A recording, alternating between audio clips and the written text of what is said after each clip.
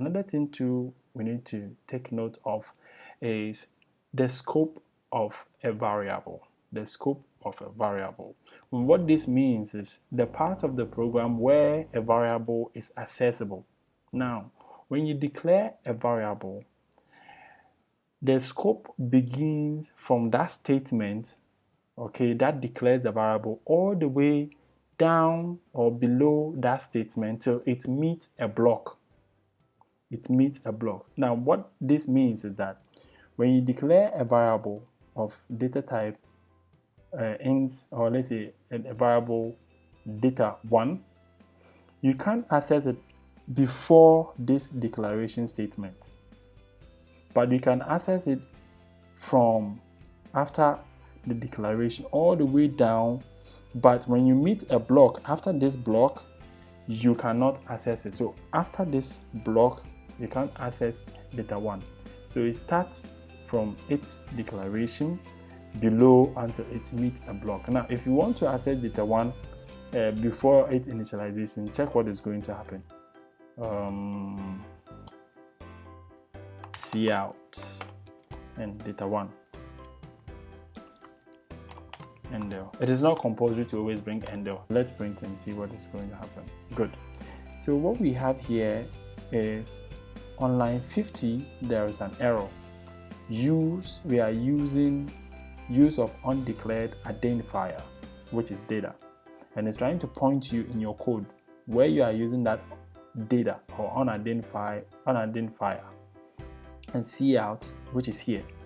Now, this is because at this point the program does not see this data declared. That is what the problem is about, and you can only access data1 only after its declaration.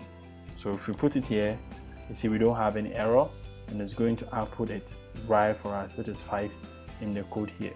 So that means that all the variables that we have declared above, we'll be able to still use them. So let's just say that when we go all the way up here, we have post.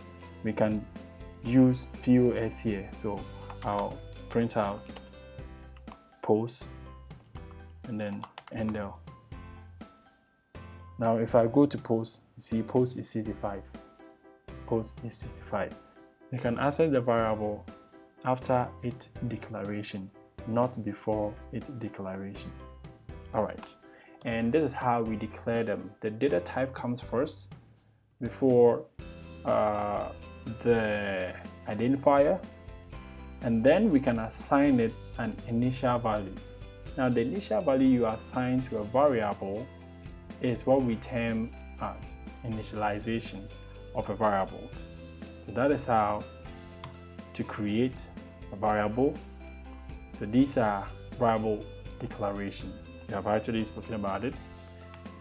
All right, so you have an assignment. Have a lot of assignment actually, but this one is what I'm concerned about. I will need to manipulate exercise 1 so I can compute the area and perimeter of a square and then a triangle.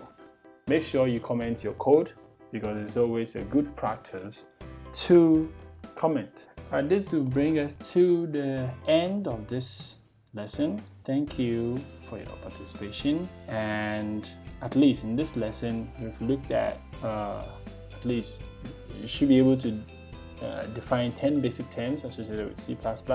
We talked about source program, object program, linker, loader, a lot of them. We talked about the ASCII, the ISO, the ANSI. We've talked about compiler, we've talked about digital and analog signal, we've talked about a lot. And we wrote a simple C++ program, so you should be able to do the assignment at least. We talked about a lot of data types, so you should be able to state at least 5 of them. In the next lesson, we'll talk about algorithms and pseudocode. That is, I call that programmer's way of thinking. If you enjoyed this lesson, kindly subscribe to this channel for more lessons. Thank you. See you in the next lesson.